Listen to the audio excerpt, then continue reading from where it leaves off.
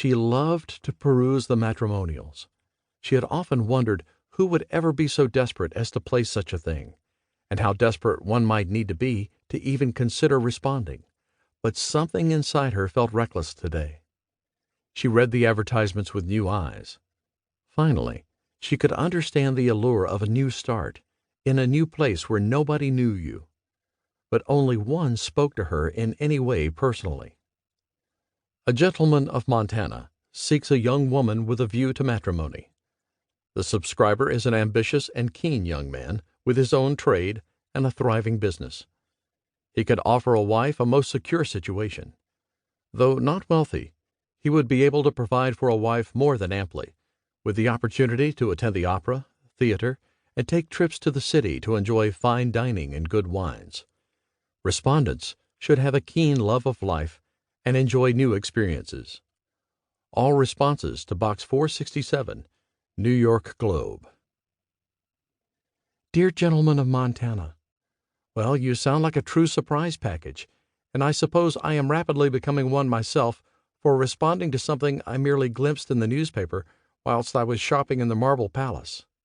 Sorry, that may mean nothing to you. It is a large store selling almost anything anyone could ever need. I have been going there since I was a girl. I was buying a ball gown. I had a real need to impress and no time to get myself prepared.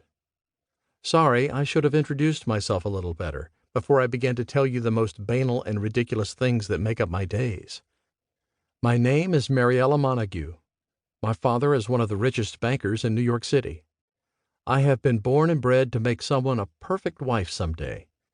However, it would seem that few men wish to be wed to an Amazon, and that is what I am. I feel it only fair to tell you so from the outset. I am taller than my father and every man I have ever met, and because of this, am no dainty doll. If you wish to have a petite and pretty bride, I am not the girl for you. Sorry, again I am being too forthright.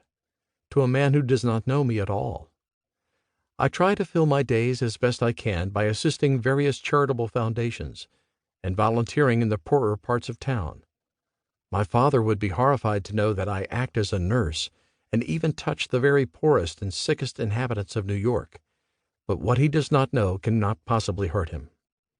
He rarely approves of anything I do or of my character, so it is unlikely I will ever please him. I wish I could do more for others.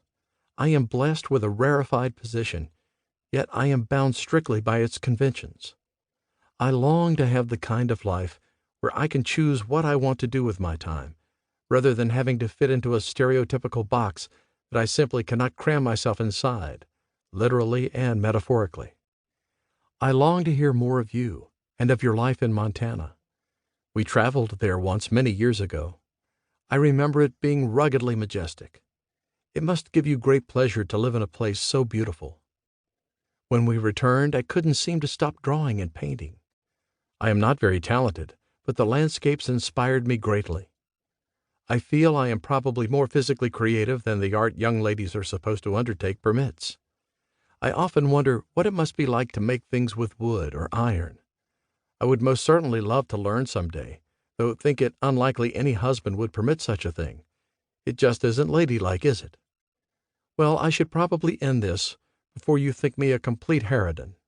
Oh, and of all the things you mentioned, I enjoy them, but having lived a life filled with them, I would be happy enough never to attend the theater or opera again. As for visiting cities, I do love to travel, so I am sure I could do more than feign interest if we were to do such things. Yours most sincerely, Mariella Montague.